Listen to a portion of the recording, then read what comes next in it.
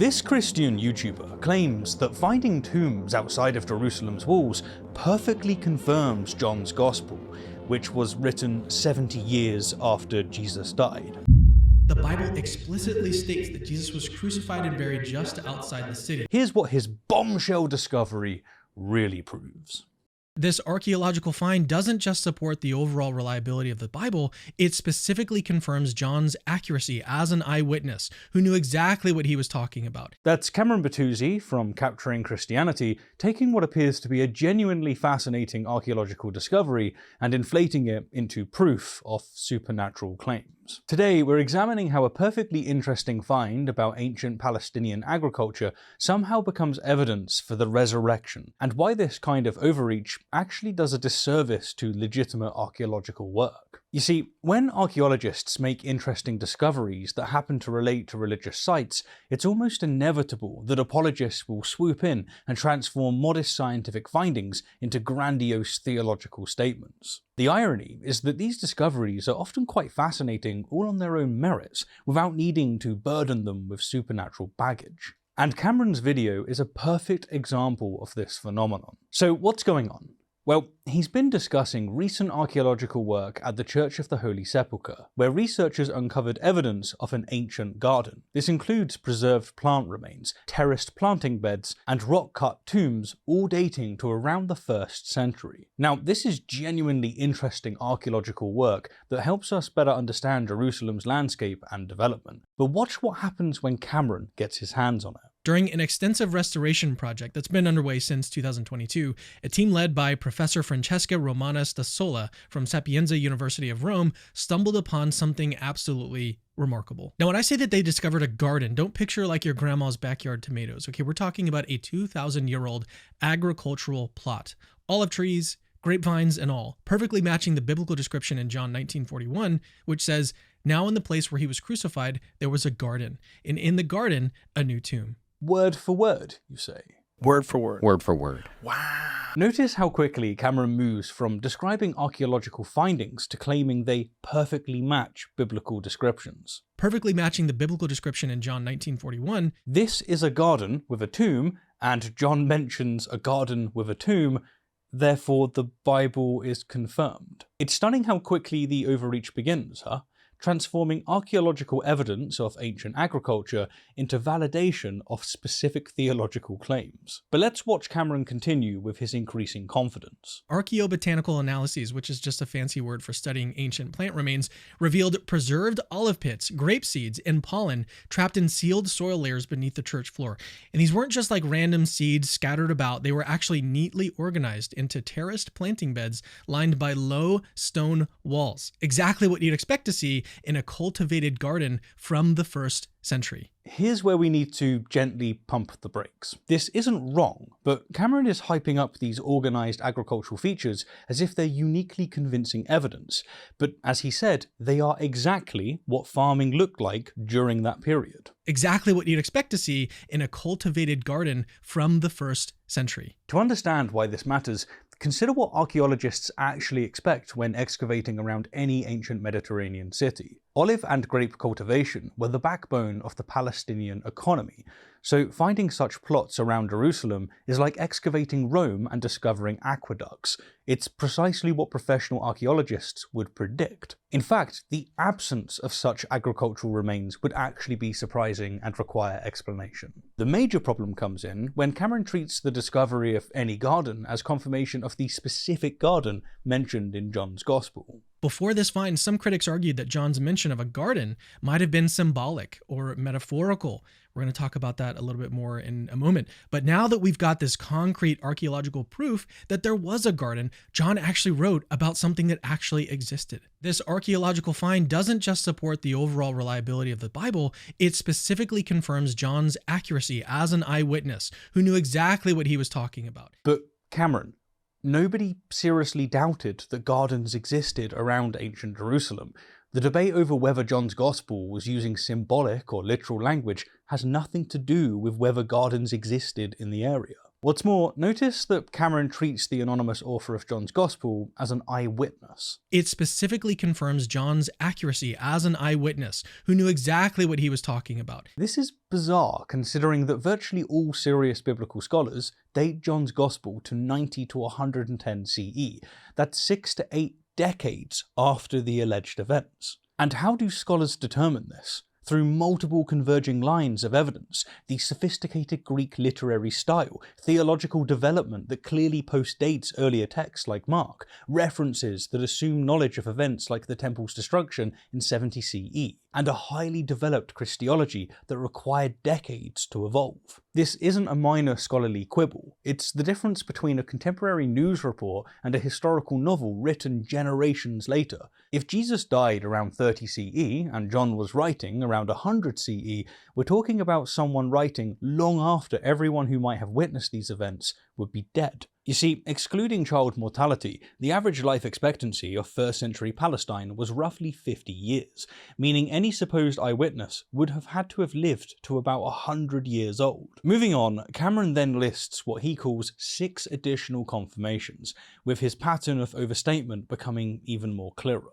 This find actually provides 6 additional confirmations of the biblical narrative that most people have completely overlooked. So first, archaeologists can now prove beyond doubt that this quarry-turned garden was located just outside Jerusalem's city walls around the time of Jesus' crucifixion. Remember, the Bible explicitly states that Jesus was crucified and buried just outside the city in John 19:20 and in Hebrews 13:12. This precise stratigraphy confirms that this garden layer predates Emperor Hadrian's city expansion, perfectly matching the biblical description. Let's unpack this extraordinary claim, because Cameron is arguing that finding rock-cut tombs outside the city walls somehow precisely confirms, well, anything about the biblical narrative. Perfectly matching the biblical description. But rock-cut tombs outside Jerusalem's walls were standard burial practice for anyone who could afford them throughout the Second Temple period. Archaeologists have documented hundreds of such tombs in the Jerusalem necropolis. Finding these particular tombs is like discovering that ancient Romans built roads near a city. It's completely expected and would be strange if it weren't there. Second, John's Gospel specifies that the tomb was new and belonged to a wealthy man named Joseph of Arimathea in John 19:41 and in Matthew 27:60. The excavation has revealed precisely this. Okay, it was unused. First used Kochim tombs, carved directly out of solid rock within the garden. These tombs were not only new as described, but also match an expensive design that only the elite could have afforded. The logical fallacy here is rather obvious.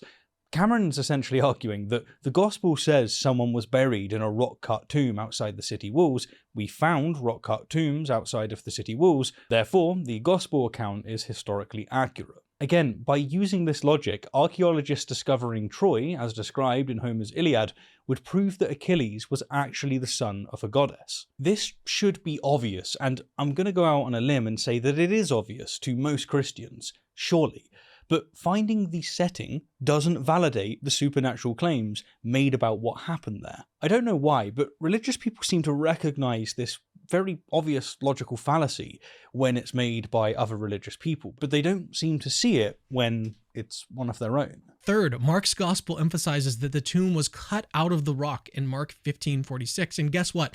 The exposed chambers beneath the basilica are exactly that. Hand-cut tombs, not natural caves. This discovery harmonizes the details across all 4 Gospels in a spectacular convergence of evidence. Cameron gets excited about finding hand-cut rather than natural caves, claiming this somehow harmonizes the details across all 4 Gospels in a spectacular convergence of evidence. But rock cutting was the standard method for creating burial chambers throughout the Eastern Mediterranean for over a millennium. Jerusalem alone has hundreds of such tombs dating from the 8th century BCE through the Byzantine period. Finding carved tombs near Jerusalem is as archaeologically surprising as discovering ancient Romans use mortar. It's a well-documented feature. I've got to ask, do you enjoy these silly analogies? He's making them so easy. Fourth, the Bible indicates urgency. Okay, Jesus was crucified on the day of preparation, which required very quick burial before the Sabbath.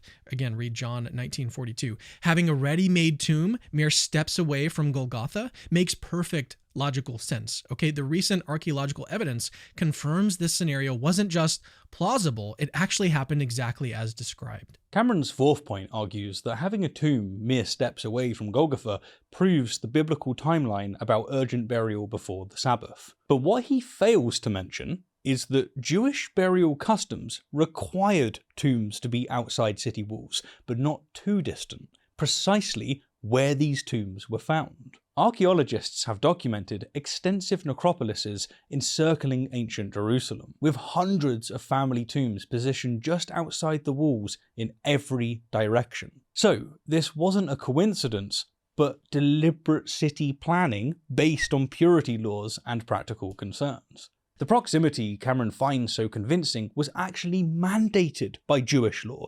Tombs had to be close enough to the city for practical funeral processions, but far enough away to maintain ritual purity. This isn't evidence for the biblical narrative, it's evidence that whoever wrote the Gospels understood basic Jewish burial geography, which anyone living in that region would have.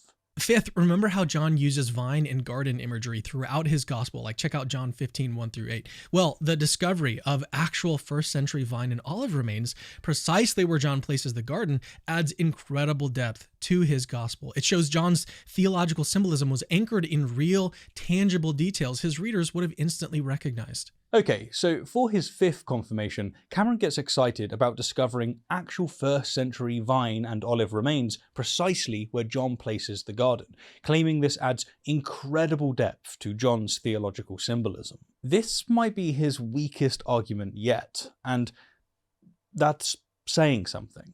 Olive and grape cultivation formed the agricultural backbone of ancient Palestine for at least 6,000 years. Archaeobotanists have documented these exact same plant remains at virtually every excavated site in the region from the Bronze Age through to the Byzantine period. The Judean hills were literally covered in olive groves and vineyards. They were the region's primary export and economic foundation. And finally, the sixth confirmation, Hadrian's deliberate burial of the garden beneath the pagan shrine in 135 AD makes sense only if Christians were already venerating the spot identified in John 19.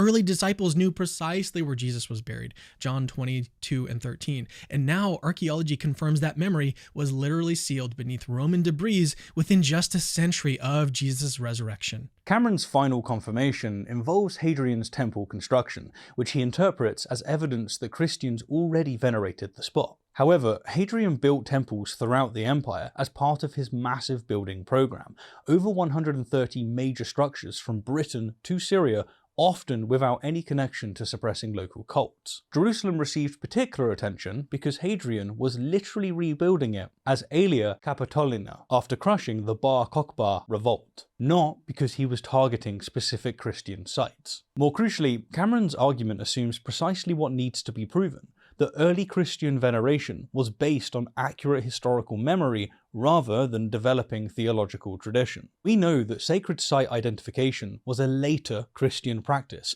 that accelerated dramatically under Constantine, and Jerusalem saw intense competition for religious real estate, with multiple sites claimed for the same biblical events and locations. And the reality is, even if early Christians venerated this site before Hadrian, for which we have no contemporary evidence, this wouldn't prove the historical accuracy of resurrection claims any more than Muslims venerating the Dome of the Rock proves Muhammad's night journey to Jerusalem occurred exactly as described in later Islamic texts. This archaeological find doesn't just support the overall reliability of the Bible. Alright, so what we've witnessed in Cameron's presentation is a masterclass in backwards methodology, and it represents a fundamental violation of both archaeology and historical methodology. He begins with the assumption that biblical accounts are historically accurate and then interprets every archaeological finding as confirmation of that assumption. This discovery harmonizes the details across all four Gospels in a spectacular convergence of evidence. This approach would be laughable if applied to any other ancient text. I mean, seriously, imagine if someone used the same methodology with the Odyssey, arguing that finding evidence of ancient seafaring in the Mediterranean proves that Odysseus actually encountered Cyclops and sirens. Do you think that Cameron and other Christians would very clearly see the issue there? I do. Cameron's approach isn't just bad archaeology, it's the opposite of how knowledge is properly acquired in academic discipline. Now, I don't want this video to undermine the archaeological work at the Holy Sepulchre. It's fascinating, providing valuable insights into how ancient Jerusalem developed, how people used the landscape, how different communities have modified the space over the centuries. But I think Cameron's kind of overreach does a disservice to such work. It misrepresents how archaeological methodology works, creates unrealistic expectations about what material evidence can prove, and it suggests that religious faith requires inflating modest discoveries into grandiose claims. Every piece of evidence that aligns with ancient Palestinian agricultural and burial practice somehow becomes specific validation of gospel narratives. The discovery of actual 1st century vine and olive remains, precisely where John places the garden, adds incredible depth to his gospel. Every discovery that fits the normal pattern of how people lived and died in 1st century Palestine gets conscripted as evidence for resurrection claims. And now archaeology confirms that memory was literally sealed beneath Roman debris within just a century of Jesus' resurrection. Alrighty, so as you know, apologists need basically free reign over the information. They need it so that people don't have the time nor the interest to actually fact check them. But that's where I come in. If you value counter-apologetic content, please consider supporting me on Patreon. Could really do with some love, and I'll get you more videos. That's the deal between me and you. Thanks.